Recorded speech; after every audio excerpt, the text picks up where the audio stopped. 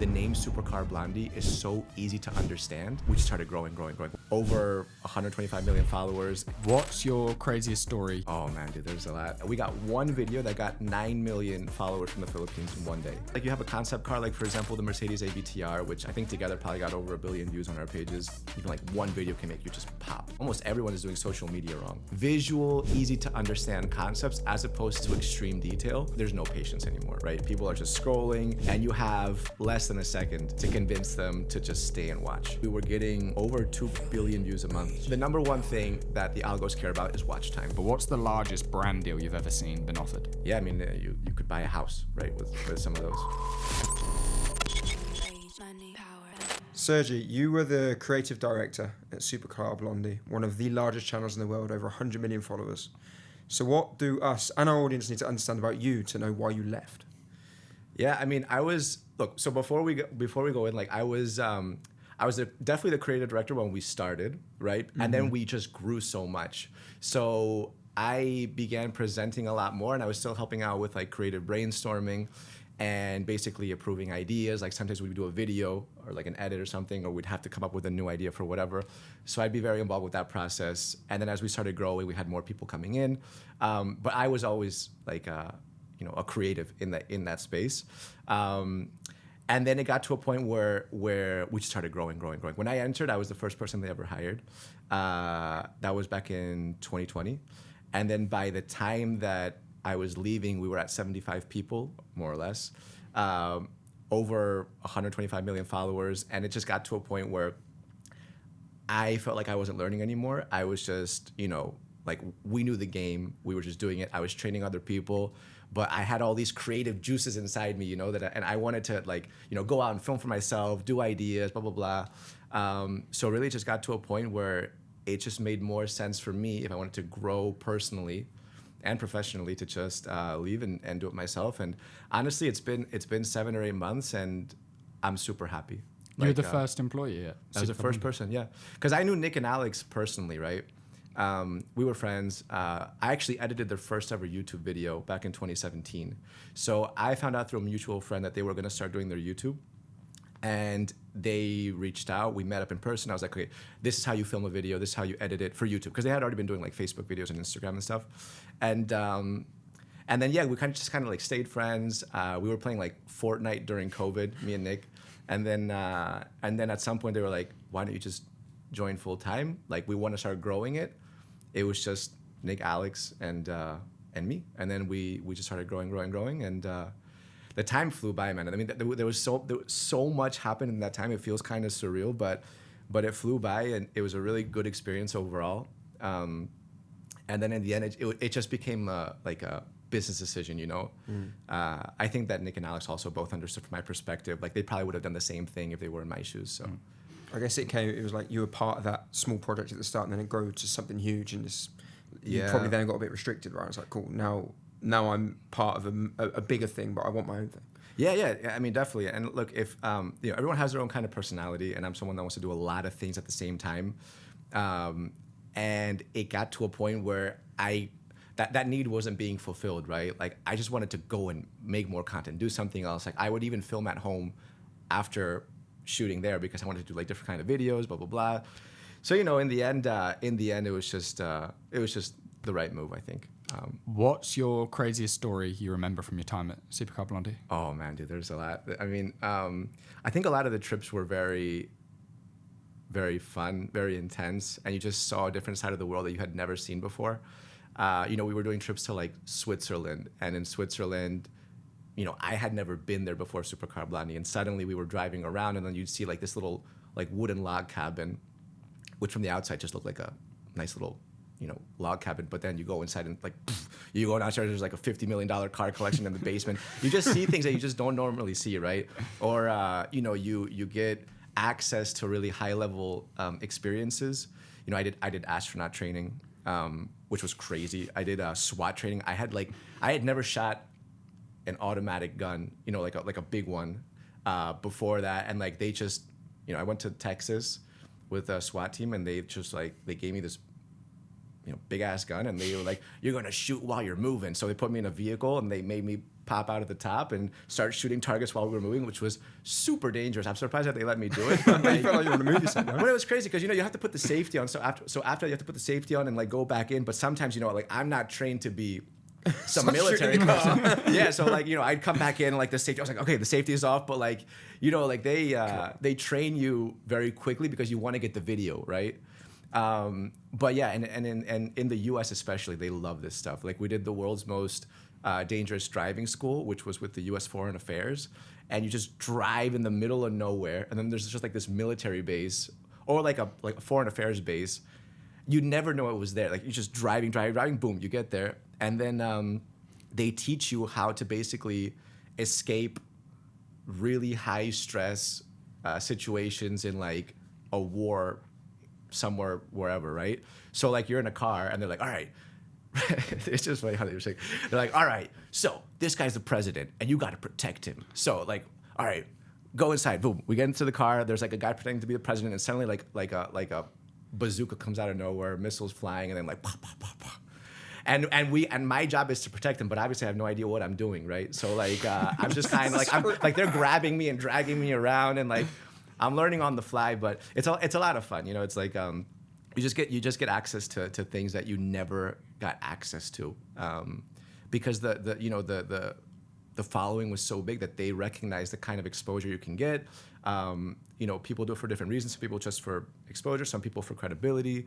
It could be for a lot of different reasons, and I think that that was it was a lot of fun. There's a million things that happened in those 5 or 6 years. A lot of concept vehicles as well. Or sometimes concept vehicles are like concept cars or concept boats or stuff that are like they're not designed to be mass produced. They're put together. When you see for something display. absolutely wild in a video, it's like that surely doesn't actually exist, and it's just where they made one. And sometimes like you have a concept car, like for example the Mercedes AVTR, which I think together probably got over 1 billion views on our pages. It's just like this concept car that just kind of like crab walks. It's got like glowing wheels. It's got like scales on the back. And the reason why brands would do that is they just invest the money because they know it's going to get so much exposure online that it's like a marketing strategy, And also, they say that it communicates what they vision for the future and stuff, right? But honestly, it's just because they know it's going to get views and lots of. But so yeah, you were there 5 or 6 years. The growth in that time is huge. Yeah. By anyone's standards. What key moments do you look back on and be like, what, a lot of it is attributed to that, or something that really moved the needle, that changed things? You mean from a learning point of view, or from Yeah, from the Supercar Blondie channel going from 0 to 125 million followers, and just the size of everything.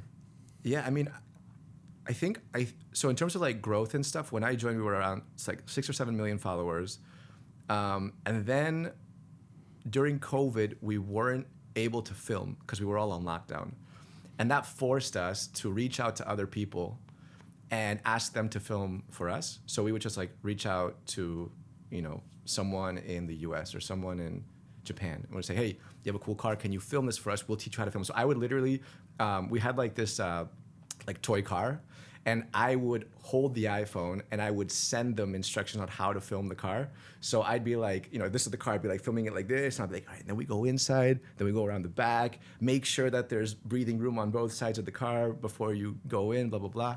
And then we started sending those kind of instructions. People started sending us their videos, and that gave us access to a lot more content without needing to travel. Because traveling is exhausting if you do it enough, So I think that really changed the way that we made content. And as we started doing, we just started, hiring people who were then able to reach out to more people. And then over time, these videos can individually get a bunch of views, and then it just kind of really started picking up. I remember we did one video where we got 9 million let me just re-say this. Because this was in 2021. Yeah, we got one video that got 9 million followers from the Philippines in one day. It was like overnight. And it was because we were working, we had someone in our group, and she was from the Philippines, and Supercar Blondie gave her like a year's worth of salary as like a thank you in one go, just because she was genuinely like a really nice person. She was hardworking, and she just really like we just all like loved her, right? And that video just suddenly went on like Filipino news and stuff, and then like we went to bed, and the next day we just saw this like spike, 9 million on the followers. insights, and we were like, what? And then Probably a that load was of DMs wild. like, can I have some as well? Yeah. But I think a lot of people just also saw the story as like, it was like nice, of she course. really, but the spike was crazy. I mean, it was like a vertical wall on like the the follower count. It was just, yeah. So you can really grow with just even like one video can make you just pop big time. Pre-COVID, then was the majority of the content purely just Alex? Yeah, definitely. It was. I mean, there were some collaborations, but it was mainly just Alex, and it was just a different kind of content because she was a very good communicator, and back then she was in like a male-dominated kind of world, right? And I think that one thing that Nick and Alex did very well was the name Supercar Blondie is so easy to understand. Like. Yeah. You know what you're getting. Guess what it's about. From the beginning. Guess what she looks right? like. Yeah, exactly. You know what you're getting. And it's just something that I probably wouldn't have had that idea to just keep it so obvious and simple, right? People want to get creative. They want to, have different kind of, it's kind of like a poetic name, right? But there's a Supercar Blondie, boom, that's what you get. And when you click into the video, that is what you get. And they had access to great cars, and they filmed it very well. Nick was really good at understanding what people wanted to see. Alex was great at communicating. They kept it simple. This was a time like in 2017 when everyone was doing like probably vlogs and stuff on YouTube. It was like more kind of complicated kind of edits and stuff. And this was just like raw. Like this is the car, and it feels like you're there. So The naming thing's interesting. We've found it over the last few years helping people start podcasts. Everyone wants to come up with a really creative play on words. you guys It's did the same thing. You guys, the content business is great. Exactly, Yeah, right? you guys- And everyone we've taught and tried to help start a podcast, and they've come up with these creative names. If I don't know what your podcast is about just by the name of it, it's not a very good name. Yeah. Like, you need something that, and I can tell what that's about. Like if we asked you to come on the content business, you could probably have a good guess as to what we're going to be talking about. Absolutely. No, it's great. It's such a hack, and I think that a lot of people don't realize how much something like that can help. And for me, I saw it. I mean, for me, like when I was there, I was like, yeah, actually, this was a really good decision to name it that. So. What about your stuff? Is just Sergi Galliano? Yeah, I was gonna say. Yeah, exactly. Like, I just went with my name and stuff, and at this point, I'm at a stage where I can't really rebrand, right? Like my name is my name. It's a good thing you're big enough now. Let people know who you are. I'm going now for just identity, and I'm just a personal brand, I guess. I feel like that is the other way to do it, though. Either you hit the nail on the head, or you make it about you. Dude, but my name is so difficult for some people. Like Sergi is a Catalan name, right? So I'm from Barcelona. I'm Spanish. The Spanish name is Sergio, but in Catalonia, the name would be Sergi, right? So people, in the U.S. it's impossible. Like when I traveled to the U.S., I'm talking to these guys from like Texas, like SWAT teams are like, all right, Sergio. It was actually funny because we cut one of the shots because the military, the guy that was training me on how to shoot the weapons and stuff, he's like, all right, Sergio, what we're gonna do is we're gonna open this latch and you're gonna shoot those targets. And then the producer comes in, he's like, listen, like you gotta call him Sergi because like people on the channel know him and like the name is Sergi. And he's like looking at him, he's like, all right. The camera starts rolling.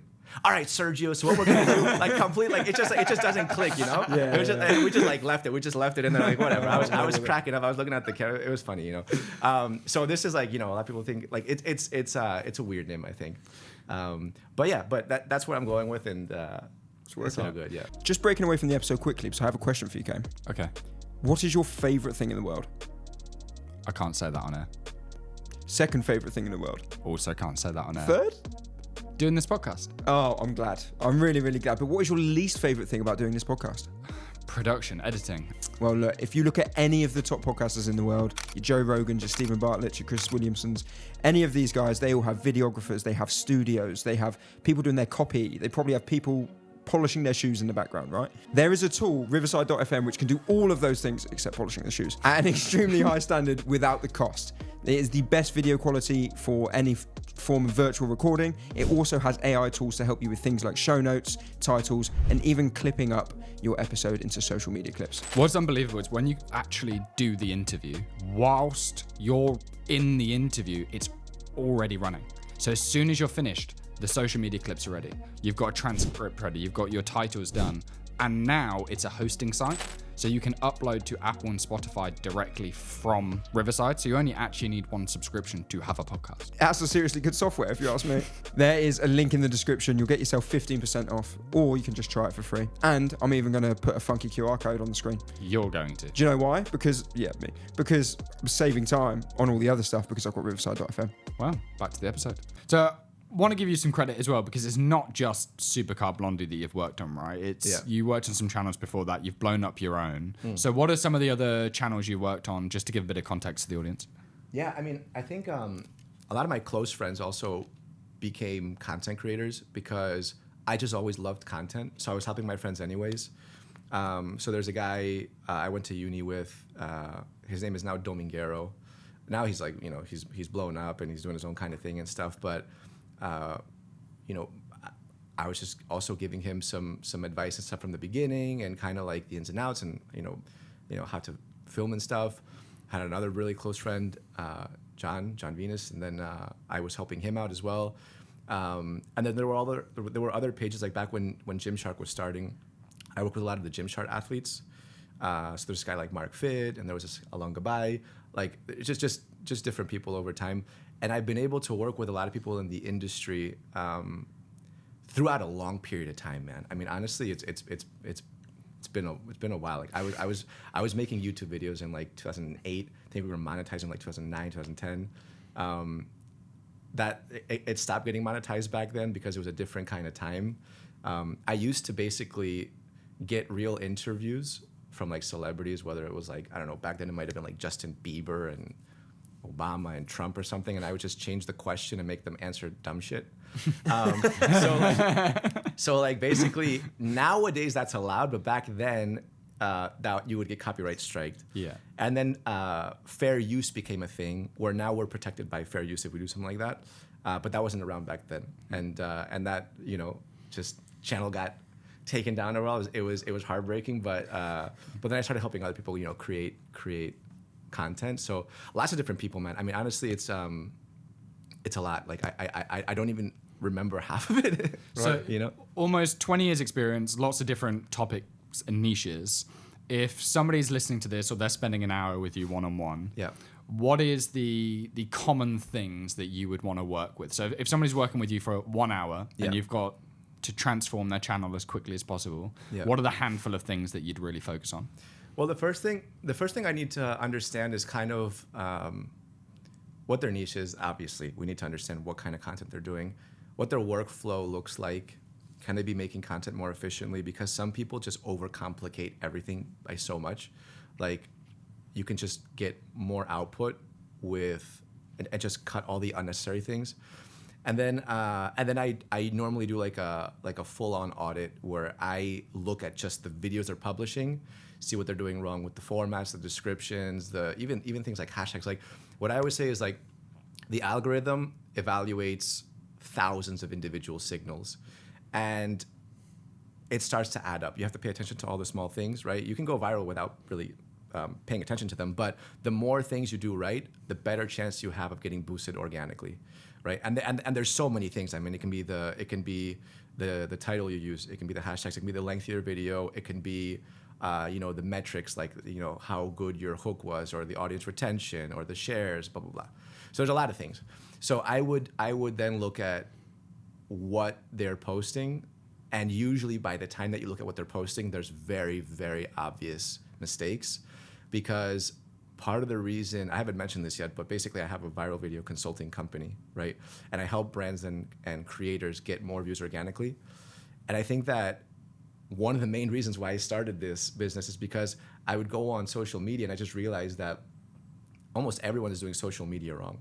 Like, especially brands, especially big brands. Brands are the worst. Brand, and there's a delay, right, on that. Like, brands will eventually get really good at it, but right now they just don't really get it. Some do, but yeah. So there's a lot of creators that they want to make content, but they don't know how to get started efficiently. They want to do it, right? There's the motivation's there. And look, when I started making content, there's a lot of lessons I learned the slow and the hard way, right? Trial and error, just over and over, and the algo changes, and then you do this and you do that. So basically what I try to teach now is I try to summarize the almost 20 years of experience of trial and error and just find a solution for their specific situation. And that involves a lot. But yeah, as I said, understanding their workflow, understanding their niche, understanding what they're posting, and then identifying all the small steps we can do to get a better result, plus the obviously, clear-cut fixes. So let's use something that's a bit more generic then. So let's say you are a fitness content creator. Yeah. Or they haven't started yet. Zero followers, just created their new account. Yeah. What are the initial steps that they need to do to make sure they've got all of the good habits? Yeah. Well, I mean, first of all, you have to come up with, if you're a small creator, you have to come up with a idea that is relatable and shareable to a large audience, right? So just the idea at the beginning. You have a lot of fitness content creators that they'll be in their kitchen and they'll be like, these are, this is my breakfast. But honestly, why does anyone care? Like if you're not really a well-known person yet, people probably don't care that much. So instead, go for something more easy to understand. So if I was a fitness content creator and this was my first video, I'd look at how much disposable income I have. Let's say I have an extra $200. I go to the gym and I tell someone, look, if you can do 40 pull-ups, I'll give you $500 right now, or $200, right? It's so easy to understand. Like I get the money, I go there. If this guy can do 30 pull-ups, I'll give him $500. Or let's go lower, $100, right?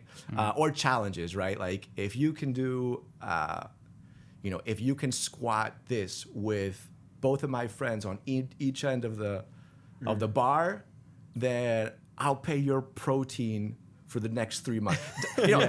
Stuff, like just things like that. And the thing is that you're creating a really visual kind of setting when you have like your friends hanging off of the ends of the bar. By the way, I don't even know if you can really do that. Like I haven't tried this idea, but I'm just thinking on the spot, like kind of the things that I would go for are more visual, easy to understand concepts as opposed to extreme detail, which is what a lot of people do. A lot of people just want to talk. So do you think the format of the content is one of the most important things? So that one is a challenge format, I guess. Yeah. I mean, the format, and also you got to understand that the overwhelming majority of people consume social media on mute with no volume.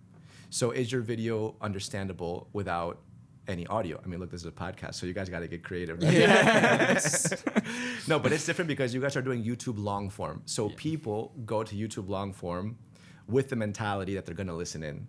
But if you were doing short form, I know you guys are probably going to clip pieces and stuff. That's fine. But really, if I was, every niche has their own different set of solutions. So if I was in fitness, I would be going for something that requires less explaining.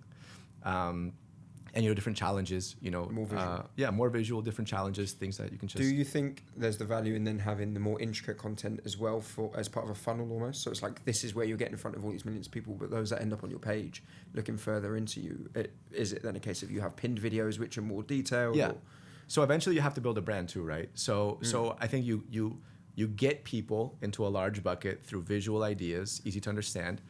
And then as those viewers watch more content, you can get more specific over time. And being more specific is what lets them then become more of like, loyal to that brand. And then you can direct them, if like in different directions, if you are selling something, or you can help them out with, some kind of weight loss program, then go for it.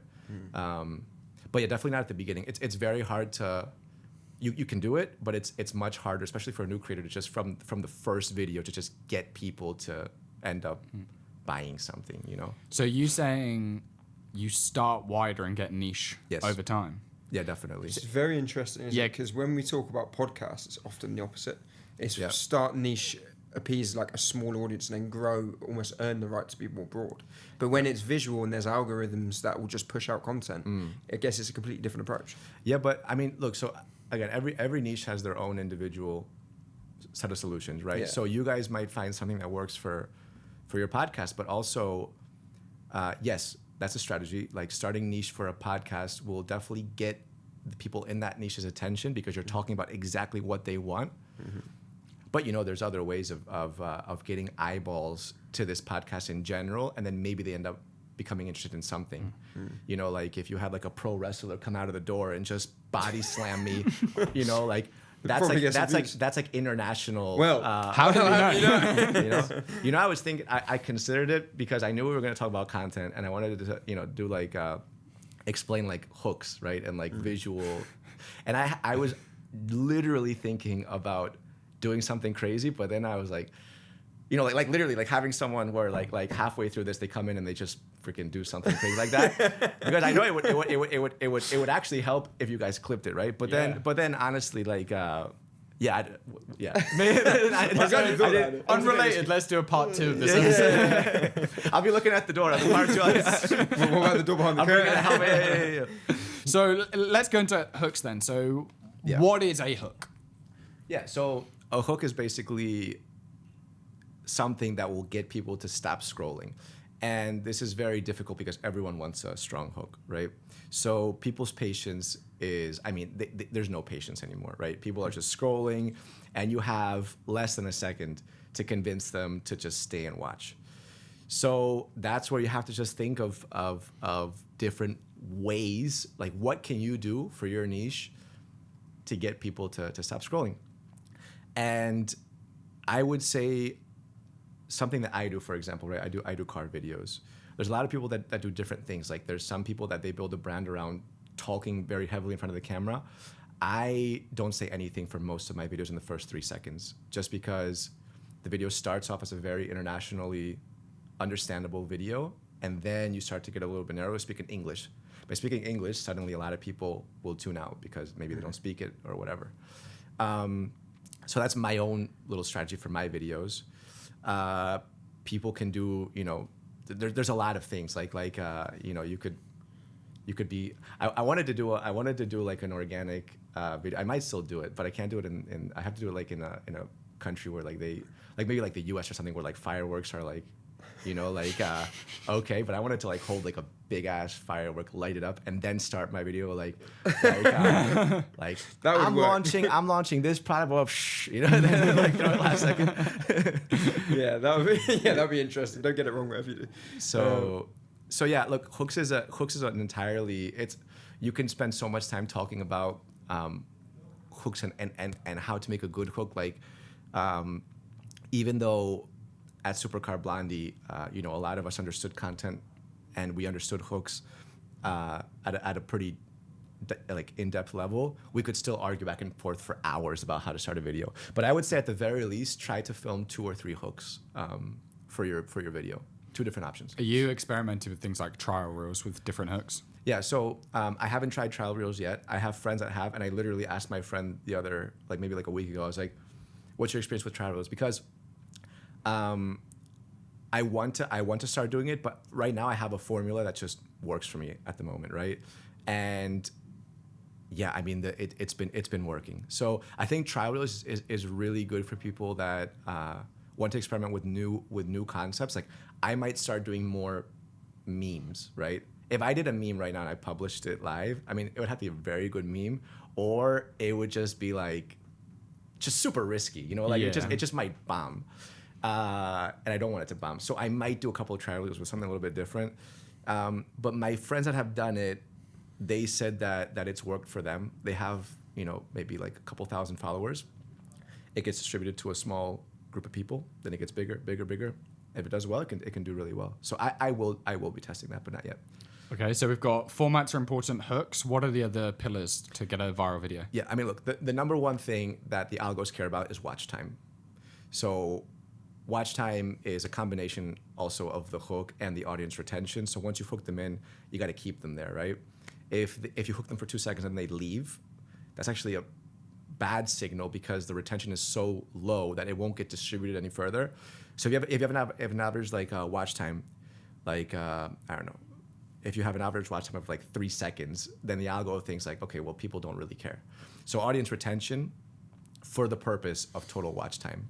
So once you hook them in, how can you get them to continue watching? And my strategy, again, for my car content is I post very fast-paced videos to the point that I think that's off-putting for a group of people, and that's fine.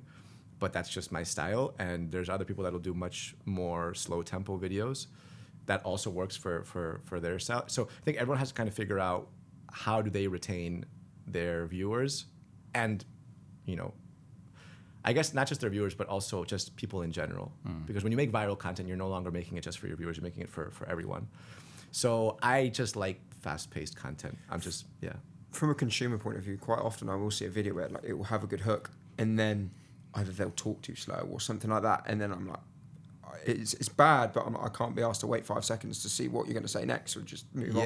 So and then you see other creators, like, where they talk to camera, but they just talk really quickly, or they talk, like we interviewed Michael Smoke, Higher Up Wellness. He's really, really like addictive to listen to in the way he communicates, and he doesn't he doesn't and he speaks fast but really clear, and it's almost like just the way he speaks keeps you hooked in. And other people, you can't listen to it; it just takes too long. No, there's some people that are great storytellers. There are some people that they just talk, and you can just listen to it. There's other people that aren't, and you just have to find your strengths, what you're good at, and then try to really get people to continue watching. By the way, there's a ton of strategy that people do to get people to continue watching. Like, I know people that will say something factually wrong on purpose to get people in the commenting, or spelling mistakes is another one, right? Yeah. They'll do it on purpose. Also, Facebook has changed a lot. The algo has changed a lot, but even our strategy a few years ago was to just make raw videos that were a bit slower sometimes. So you'd have like a truck that was slowly descending down like this muddy hill, and it just has to go over the edge, right? Like it could take like half a second, but you just leave the raw clip there for like 2.5 minutes as it's like inching towards the edge, and you're at a point where like you're 20 seconds in, you can't leave now. Like you just can't leave. Shit, he's got me. you can't leave. You have to continue watching. So maybe some people will kind of scroll a little bit, but you bought the first 20 seconds. You got to keep going, and by the end, the payoff comes 2 minutes 10 seconds in. The only thing you've seen was a truck going over the edge, but it also makes people feel like they were there, right? Like they were there just waiting. Like if you're physically present somewhere, you don't have the option to skip. So there is that aspect too, and that was something that we looked for videos that took a while to pay off, and some people complain like, that's fine, more engagement. The worst one is where there isn't the payoff. So sometimes you'll see a video like that, and I'll go straight to the comments. Because they're like, don't waste your time, or skip here. So there was a lot of people. There's a lot of people that still do that, where they just make people wait, and there's no payoff, and that is where I draw the line. That's like like I'm okay with making people like kind of like building up anticipation, but if there's no payoff, then that's bad content. You don't want to do that. What's the most viral video you've ever been a part of? At Supercar Blondie, we were getting over 2 billion views a month at one point. There's a lot of videos that got hundreds of millions of views. I think if you take into consideration total view count across platforms, it would have to be the Mercedes AVTR, which it got like 300 million views on Facebook, another couple 100 million on YouTube Shorts, plus the long form video. And I remember it was crazy because with that video, Mercedes had flown that car into Dubai. I think it was going towards somewhere in Asia, but from Germany to Asia. And they just did a pit stop, came to Dubai, and took the car out, and we were able to film it for one afternoon. And we took it to the desert, and the sun was setting. So I had like 1 hour to film this car, and we all knew how viral this car was going to be because it just looked like a spaceship. I'm not gonna lie, like I'm okay under pressure, but that was like I was like, it's now, like it's happening now. So we were filming, and I had one eye on the camera and one eye on the sun, and I could just see the sun going down, and I was like, all right, we're just pushing through quick here as well. Yeah, it says quick. Yeah, we were just like kind of going through feature by feature. We had to do the YouTube, the short forms, the thumbnails. Like we were having like kind of back and forths about like the strategy of how to do this, how to do that. In the end, we got it, and it was very successful. But I think that is a moment where experience and decision making with that kind of experience really pays off, because you're able to just get what you need to do. There's a lot of shoots where we don't have you only time. had one chance for that. You had an hour. That was it. If you don't do it, then it's done. Yeah. What was the AVTR actually like? It was amazing. It was it's obviously a car that you're not going to drive on your day to day, because you drive it with like a knob kind of thing like this, but it was surreal. I mean, seeing it in person was it was just a spaceship. It was just a car that was designed with no limits, you know, other than it has to drive on 4 wheels. But like, it was such a well-made concept car that it was just shocking to see in person. And when you get that feeling, when you see it in person, you're like, what the, you know, then you know that people are going to react the same way on social media. It was sick. It was a really sick car. Yeah. Like you said earlier, it's almost like a marketing stunt.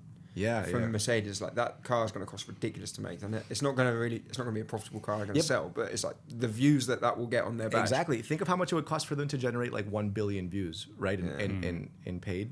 Yeah. Like we got that, and we were one page. I know there's other people that also uploaded that video. So yeah. I mean, I think it's worth it. Yeah. You've obviously worked with a lot of different brands, a lot of different creators. So you don't have to say who, but what's the largest brand deal you've ever seen been offered? Personally or bigger? Bigger. You don't have to say who the brand was or who the creator was. I think it's pretty obvious who the brand. Like brand deals can get, they can get very high. You know, I can't give you the exact amount. I can like personally, right? Like on my level, and something like in the 30K range is something. Is that for like one short? Plus a little bit of, you know, other stuff, you know, because again, I do the consulting and stuff. By the way, that's not like an amount that's not normal. It would be like part of me, you know, being in the video, a core part of that process, and maybe it's like a 1-month project or something, right? But brand deals that you know, for creators that are very large, that have over 10 million followers in some platforms, yeah, I mean, you could buy a house, right, with some of those. Yeah, but you have to look at this. You have to understand the exposure that those guys are offering, right? Yeah. By the way, it's in the industry. It's not just one person. It's a lot of people are landing these crazy deals. But it is true that on an exposure level, it's efficient marketing wise for the brands to do that. Do you think followers matter? Yes, first of all, but also not as much as they used to, because now is probably the best time for a new content creator to get started. Like now is the best time. I've been making content again for a long time. I remember 2010, 2011, 2013. That would have been pretty rough to start making content. You could get a small community, but really to blow up, you had to do something crazy. And most people were already like up there, and they had to do, it was like a slow grind to get to the top. Whereas now you can go viral without a ton of followers. Like you can have couple hundred. I mean, I see it all the time. It's on Instagram, it's on YouTube. If you make a video where the algo sees that you're doing everything right, it'll just keep on distributing it until it hits a wall. And it's a great time right now to get started with content. It really is. Like, yeah. Like I was saying to you just before we started, some of the creators we work with that are the best to work with are often the ones who get more views than they've got subscribers, and you can tell they've got the content right from the off, and they're a newer channel, and like they're growing quickly, they get great results for brands, but they're not priced ridiculously. And on the flip side, you've got channels that have massive follower accounts where they were big 10 years ago, but now they can't keep up, or they haven't adapted, and they're not doing the numbers, but they still expect the money that they were getting 10 years ago, and they're really difficult to work with. So it's crazy to see. We've got some channels with 30,000 subscribers that outperform channels with 1 million subscribers. Yeah. And both do regular content. So yeah, that's definitely true. You have smaller creators that can get, you know, the option of getting a lot more views, and of course it's more cost efficient for brands.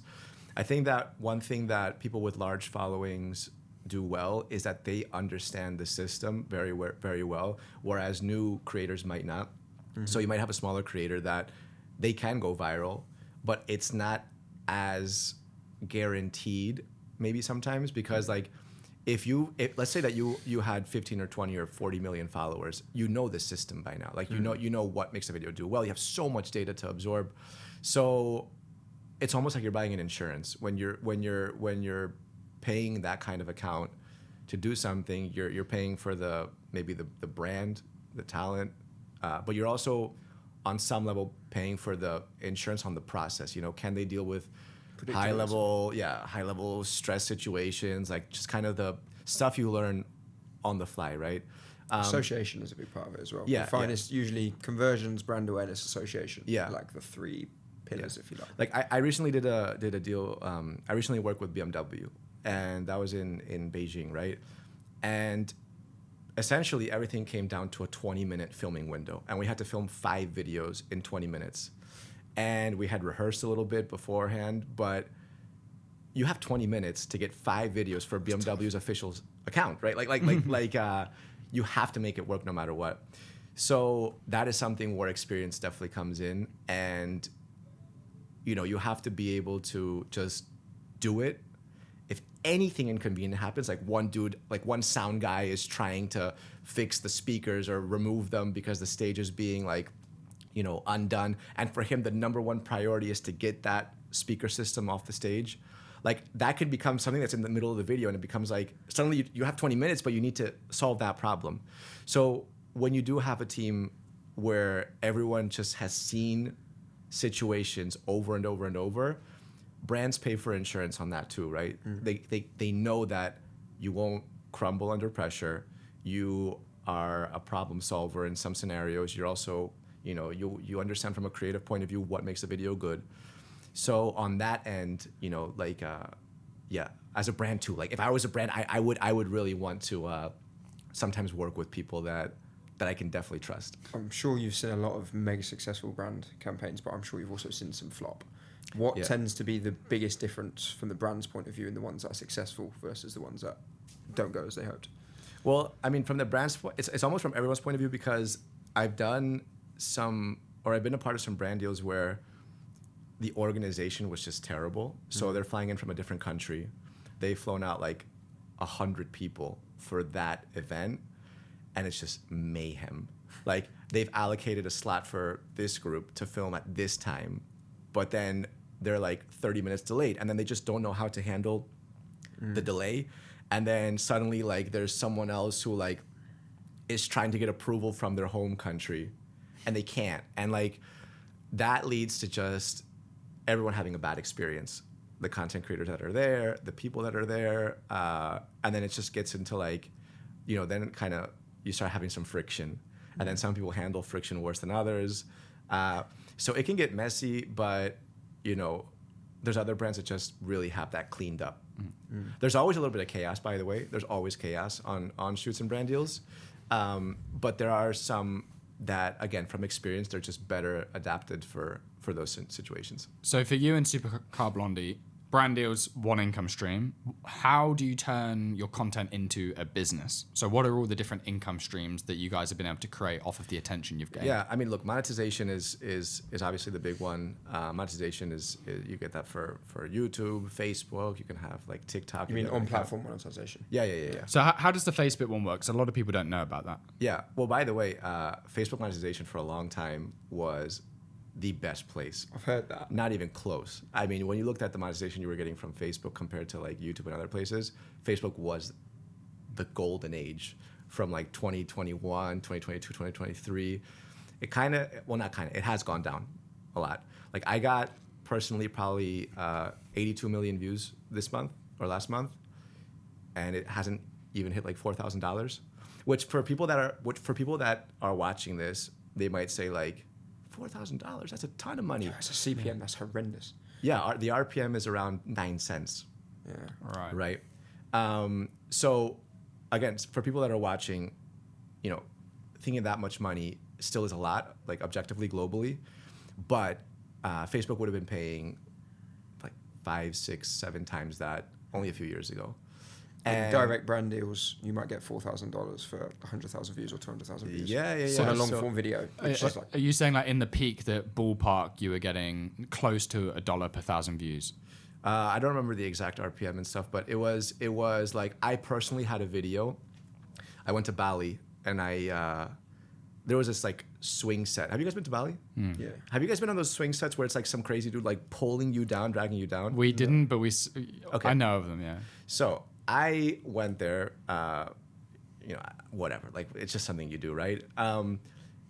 And they filmed me doing it, and I posted it on Facebook. Like this was before I was creating content for myself on Facebook. It was more like a hobby thing, but I was like monetized, and I titled it like "The Swing of Death in Indonesia." A little bit of drama, Yeah. A little bit of drama. So, and it was just a slow-mo video of this guy just grabbing the swing and then just pulling it down. But because it was slow-mo and the hook was like this dude like stretched out, ripping me down, they had to watch until the end to see is this guy gonna die? You know, like is he gonna die? Like what's gonna happen? And that video maybe was like 20 seconds long. I can't remember. It got 60 million views and it generated around $13,000. Wow. And there was no edit on that, by the way. It was a different time. Pays for the Bali trip. Yeah, definitely. Yeah. I just know someone at home has got their calculator out thinking, well, if they got 2 billion views per month, based on there's publicly available information. People can. It's honestly, monetization at one point. Look, you have to also understand that a lot of these companies, they grew to teams of 70 people. You know, we would talk to other brands and they couldn't believe how many people were at that company, right? But it's because from a business point of view, it made sense, right? So yeah, monetization was great, especially on Facebook. What other platforms were you monetized? So YouTube, Facebook. Yeah, there's Snapchat pays. I've heard that's really good. Yeah. So I don't have experience with Snapchat personally. I don't use it. I have friends that are monetized on it, and they say that it does pay really well. I do post occasionally, but that's not my kind of focus. But like if you have a UK account, TikTok monetizes, and other countries as well, but not here. And then there's just you can stream. I mean, there's so many things that you can do. There's people that send donations and So you've got your channel like the on-channel monetization. Then you've got sponsorship / brand deals. What else is there? Is there selling your own products is often quite a common one. Yeah, there's affiliate links as well. Like sometimes someone wants to send you something and or you make a video of like this crazy product and then you can put a link in there and you get a percentage of that sale. And yet, look, honestly, if you have your own product, it's great.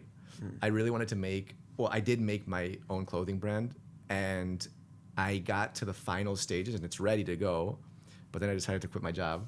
And I was like, okay, before I drop a bunch of cash on this, let me just get to a point of stability again, and then we'll do it. So it's there, but honestly, the stuff about the clothes, like my clothing brand, it wasn't about making money. It's just that I have, I guess, a specific taste in clothes, like techie kind of streetwear.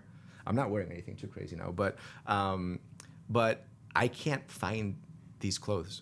So I just started making them myself. And I had people messaging me like, where did you get these pants? And I was like, dude, I get all these messages. Like, I might as well sell them too.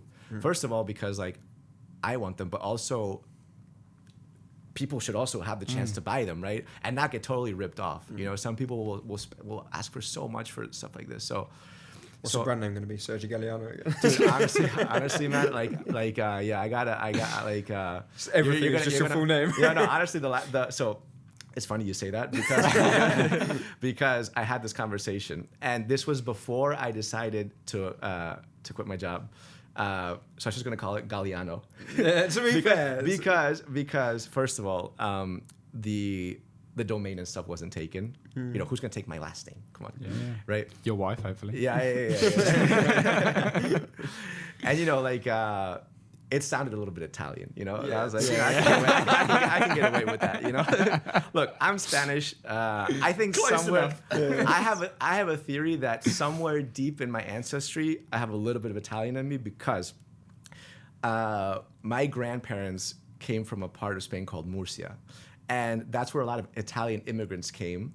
And Galliano normally sounds like an Italian last name, but what happens is that in Spain, the double L, so Galliano with a double L, is pronounced Galliano. Yeah. So what would an Italian immigrant do in Spain if he wanted people to not pronounce his name wrong? He would probably kill one of the L's, make it Galliano with one L. And that's my theory. I told my dad, and I was like, you might actually be right. There we go, the Italian streetwear brand. So yeah, so I was like, you know what? Domain is free. The domain name is free to take, and it sounds Italian. And honestly, I can't just start thinking of a million different things.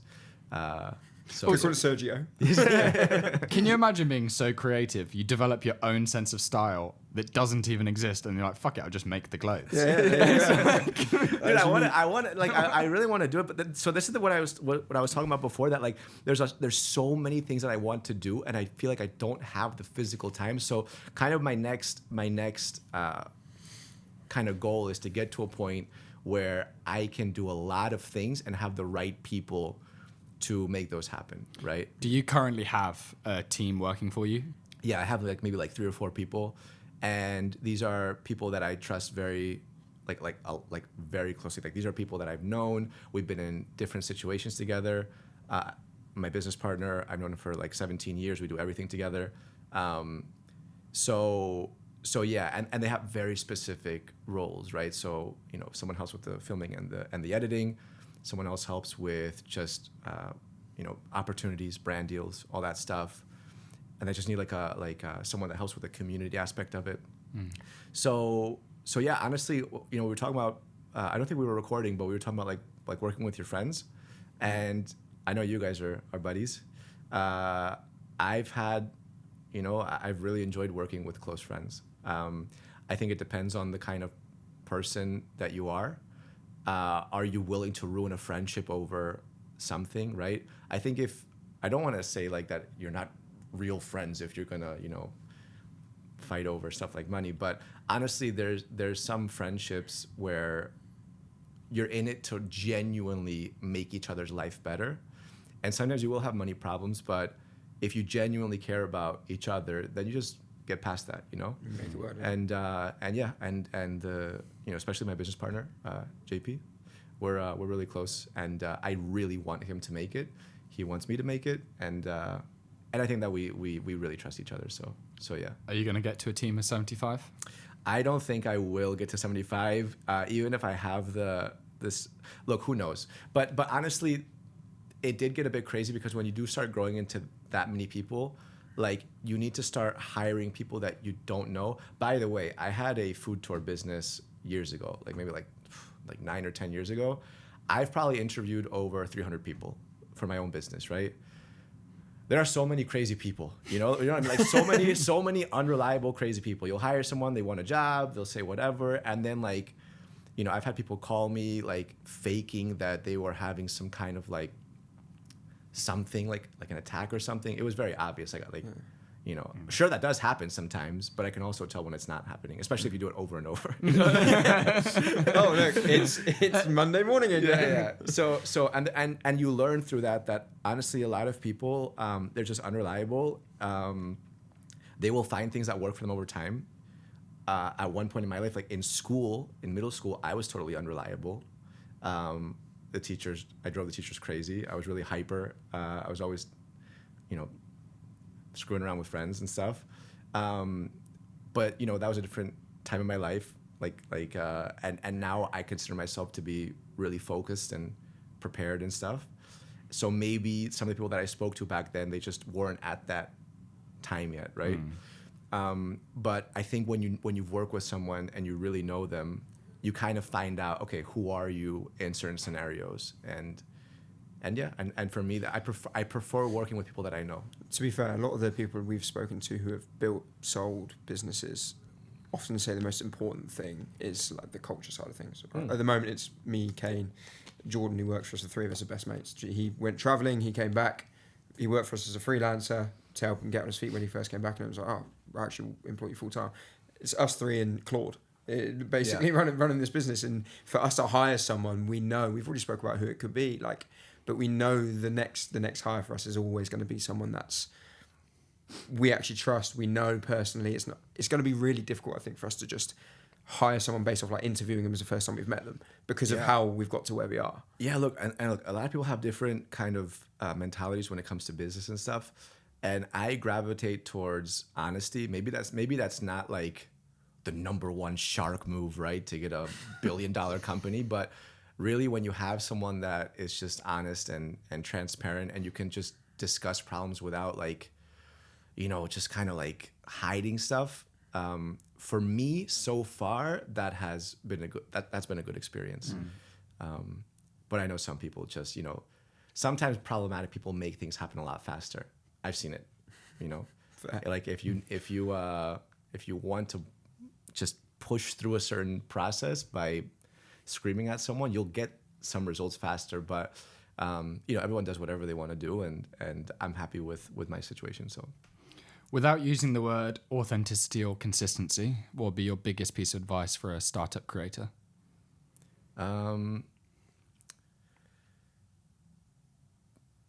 You said no authenticity or consistency, right? Yeah. Well, yeah, consistency is very important, but I'm not gonna say that. That's So right. there you go. You used it twice. Yeah. Because I do have we'll get back to that. But biggest advice would probably be to be strategic and think efficiently. So efficiently is important, whereas basically what I mean is that you have a limited amount of time and energy. Just make sure that the actions that you're taking will get you the best result possible. So you might think you're making a good video, but is it a good video because you like it, or will it objectively perform properly? How do you find out if a video How will you find out if a video will objectively perform properly? You do research, you chat to friends, you can work with someone like an agency, for example, like when we offer consulting and stuff. But at the end of the day, you have to just inform yourself. And there's a lot of trial and error that you know, that's part of the process. But if you can learn to work efficiently, where you are making the best decisions to make the best content possible, you're going to save yourself so much burnout, so much, you know, just stress, questioning. And look, by the way, like sometimes even the most, even people with huge followings, they can still get videos that bomb. I think a lot of people, by the way, they have like their emotions are attached to the results of their videos. And you just shouldn't. Like, I've been guilty of that too, by the way, in the past. But like, you just get to a point where like some videos will bomb and some videos will bomb to a point where you're like, what is going on? Like, I need to just stop doing this, right?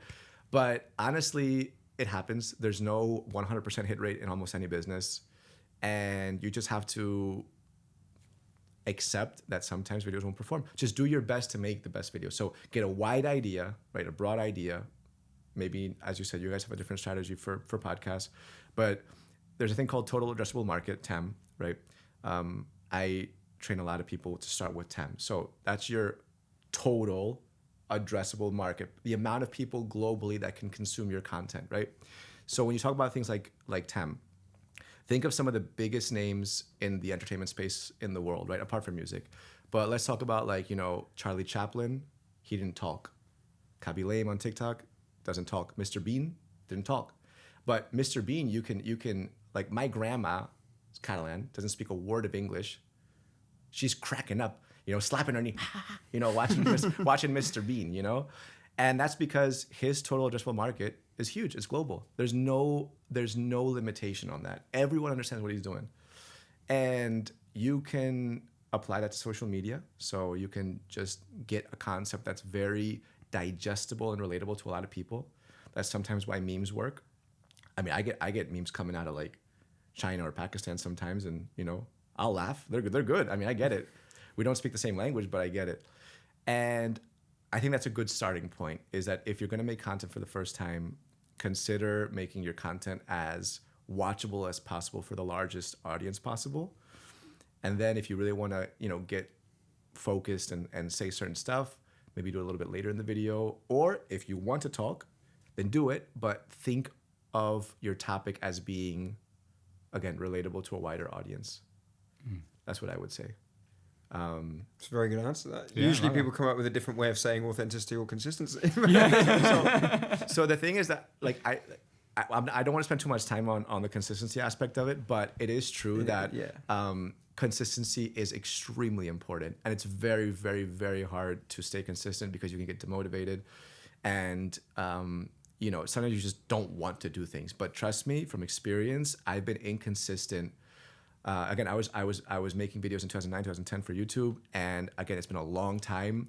My YouTube channel didn't really grow because I would travel to Singapore and to Rome and to the US, and I do like this series called like Philadelphia in 5 minutes. It was like a full-blown documentary of Philadelphia. Singapore in 5 minutes. Full-blown documentary took me 50 hours to edit, you know? But I would do those in bursts, and then I wouldn't upload in like 3 months, right? Because I wanted, to like enjoy life and everything and travel. And it was a bad business decision, but it's what made me happy. But if you want it as a business, consistency is very important. I think that's why we say you can't say them, because those two are probably the two most important. Yeah, consistency and authenticity. Can I get into your definition of consistency? Because I guess some people switch between like cadence of with podcasting, it's like, cool, every Monday you post one. And then some people talk about it as just like sheer volume of you need to do more than you think you do.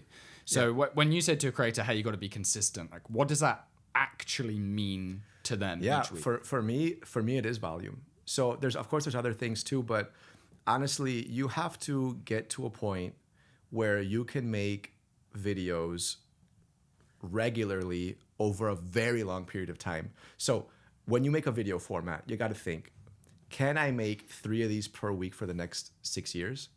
If the answer is no, then go back and think about how you can readjust that process, right?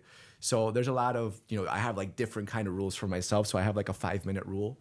If any editing decision takes me more than 5 minutes, I park the decision and I come back to it later. This happens all the time. Let's say that I don't know whether to start with this hook or that hook, or I don't know whether to include this line of VO or not. If it takes me more than 5 minutes, I park it. Like I can't be there for 30 minutes going back and forth. I used to do that. And what happens is that when you park it, your brain still works on this problem in the background. And then sometimes you just go to sleep, Next day you wake up easy. You got it. So that happens to me a lot. I do the 5-minute rule. I've also, it depends. But my goal is whenever I'm working with someone and I'm trying to get them to start making content, I don't want them to burn out. I want them to see the goal, right? To be motivated. And to do that, a key thing is to make your content creation process efficient. Okay, so that's basically, Can you give an example? Yeah, sure. I mean, like, even my girlfriend, like we had this conversation yesterday. So my girlfriend, she obviously has a ton of access to all these cars because I do car videos all the time, right? So really crazy cars. They gave me like this Cyber Beast the other day. It's a Cybertruck that does 0 to 100 kilometers an hour in like 2.6 seconds or 2.7 seconds. Crazy. So she has access to all these cars, and I was like, you could just make a couple of easy videos, I don't know, hang out behind the car. I'll take a couple of shots of you. We can clip it together. And then she started saying that she wanted to do, VO and like voiceover and all that stuff. And she told me, because she has a clothing company, and she hates the content creation process of that business. She hates, like filming the dresses and then putting them together and then publishing. And I told her, look, make content efficiently, because I don't believe that if you hate content, like content creation, that you're gonna post, you're gonna script, you're gonna VO, and you're gonna edit like voice on every reel. I said, it's much more efficient if you just, for now, take a couple of video shots. She likes yoga, so she was doing like some kind of like yoga pose in the back of the truck. I said, okay, whatever. Like, and just clip those together, put some music, and you're done. That takes 20 minutes to edit. It's easy to pump out. There's no kind of drama about whether you said something wrong. You just get it done. And that is something that's repeatable. You can do it the next day and the day after and the day after and the day after. And she just really wanted to VO it. So she was researching. She had no idea about the car. She was researching. She was going through different, like opening sentences, then the body. And I told her, I was like, if I could bet all of my money, if I could, sell my apartments and make a bet that you will not make more than 100 of these, this is the easiest win of my life. I would put that money on the table right now. You're not going to do it. You hate editing videos, and you want to do all these, different edits. So my advice to her would be to simplify it, make something that you can make something that could just be done consistently. It's a good way of looking at it. Start off with something that you're going to be able to do, because I feel like people might have that. You have that buzz at the start, and it's the same reason everyone gives up when they start a podcast. Yeah. Because it's not just turning up for an hour and then leaving. There's so much more to it, and people do it for 3, 4, 5 episodes, and they go, "Oh, I've not made any money yet." And I hate editing, or I hate finding the guests, or whatever it is. Starting with something that you can actually look at and go, cool, I can do this for minimum a year or minimum 2 years or whatever it is. Yeah, absolutely. And accepting that. How much content are you pumping out each week? So I do one video every day, except for weekends. As in reels? Reels. With Reels, I have my TikTok, my Facebook, and my YouTube Shorts pages and channels, and I have my Instagram page, right? And those are the testing grounds for my Instagram. Because, it's not because of me, like just businesses love Instagram. That's become like your new website, right? That is like, what websites were 20 years ago is now your Instagram page. That's where people will go to, they can DM you, they can see who you are. And honestly, so I got to a little bit like kind of select what I'm posting on there. Whereas on TikTok, I'll just post everything. And then I'll look at the week and I'll say, okay, these 2 videos did really well. I'll probably post one of these 2. For Instagram, and I post one reel per week on Instagram for now. Sometimes 2. It depends on kind of the mood. Sometimes like that. So Instagram is literally just your best performing content. Yeah, that's yes. And sometimes because of calendar situations, I'm forced to post something on Instagram that I didn't test on TikTok, Facebook, and YouTube Shorts, and I hate it. I hate doing that. Yeah, really. Yeah, because I am someone that is. I think I'm very analytical, and I like just looking at numbers, understanding why they did well. Sometimes I'll see a video that went viral on TikTok or Facebook or YouTube, and even though it did well, I try to identify the parts where people dipped. They just kind of left, and then I'll delete that and put it up for Instagram. Look, sometimes on Instagram, sometimes videos still won't get the views I expected them to get, and sometimes videos will bomb. But I have a much more I have more understanding of whether or not this should do well on Instagram or not. It's interesting though, because the channels do perform differently. If we look at the clips we've taken from this podcast as an example, our top performing ones on TikTok and our top performing ones on Instagram are not the same. They're completely different clips. Yeah, totally. But so if you make a good video, you make a good video. Yeah. And that's like they will perform differently, but if you've made a video that hits on everything, it's a good video. Yeah. So I was in China again, like maybe like I don't know, like recently, and we went to a Huawei store that had this like laptop where basically it's like a laptop, but then you can remove the keyboard. I saw your video on this. So the second I saw that, I was like, this is viral. There's no, I don't even need to test this. This is viral, right? And I posted it on TikTok, Facebook, Instagram, just everywhere. And yeah, Instagram, it has 2-point-something million likes, but also on TikTok and also on Facebook, which is not normal, right? Like for it to hit on all of them, that was a seriously good video. Except for YouTube Shorts, what the hell is that? But yeah, it's like you just, if it's a good video, it's a good video. It'll get shared. Yeah, laptops are just so relatable. Everyone uses a laptop, that makes sense. That one even made it to LinkedIn, I saw. So that's my next step, the LinkedIn. So this is my video. So I have completely disregarded LinkedIn for most of my professional life, because when I was at Supercar Blondie, like I just knew I was going to make content, and it was just kind of like a different space, and I didn't really, like, to be honest, cared too much about like the LinkedIn stuff. And then when I left, I realized that there was, you do have to be active on it. So I posted the video.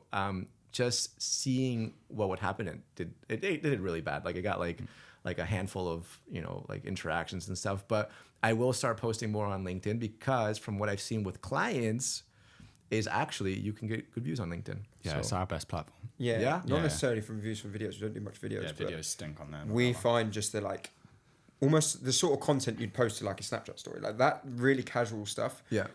Made a little bit LinkedIn, if you like, or LinkedInified, does really well for us. So like the following the journey stuff and stuff about our business, and our biggest clients, creator-wise and brand-wise, have all come from LinkedIn. Yeah, I mean that's what I want to start doing. Is I want to go on LinkedIn and I want to give basically free advice. I want to just say like, dear restaurants, stop doing this. Yeah, that sort of stuff will do really well. Because honestly, again, like that's where they are, right? Yeah, the dudes that are. And people who have an opinion on that are also there. Yeah, that'll be in the comments. And LinkedIn's a platform. If you comment, it goes out to their audience. I cannot wait to get into arguments on LinkedIn. Yeah, about the content stuff. Because I'm ready. It's been kind of bizarre, because I've been negotiating with very large restaurant groups to work together for me to consult them. And, we've gone through the process, and we're at the final like meeting to seal the deal. And then they bring the marketing person, right? And they just nuke the deal because they feel, I guess, maybe like shaky, attack on their job. Yeah, I mean, and I get it, right? But if you are a marketing person at a brand, you should want to get the best result. So if you're gonna be able to learn from someone, like if I'm offering you, the answers, personally, I would take that opportunity, right? And they don't have to work with me forever. They can work with me for 6 months, understand the situation, and then become a much better person at that marketing role. A lot of them just don't get it as well. A lot of them don't get it. Yeah. We've just had one nuked with a really big company in this region. Their global CMO was coming in and just nuked it after it was agreed, and like things were shot ahead of time, and it's been completely nuked. And the reasoning, when I spoke to my contact at the company, he was like, I know this is stupid, but I can't do anything about it. And we were like, this is ridiculous. And it was just so, it was almost a reminder that actually we're a lot further ahead than a lot of people when it comes to marketing. Because people just, they don't get marketing. Yeah, absolutely. Because there's different, things are evolving really, really fast, right? And you have traditional marketing, like my degree is marketing. And I remember that my teacher in one of the courses almost failed me for suggesting that you could get better results by making a viral video on YouTube. Again, this was like 2010 or something, Times have changed. You can get a lot of exposure on things like YouTube by making a viral video. She gave me a budget, and then she was like, get the most amount of exposure for this brand. And I spent the entire budget on viral videos on YouTube. I had to go back to class, and I was like arguing. I was like, trust me. I was like, I'll explain this to you, but you can't like mess up my grade over just thinking that social media can't help you out like that. It's a different time, So there's 2 questions we ask everybody to finish up. So firstly, what do your haters get right about you? I got to be honest, I don't have a consistent group of haters.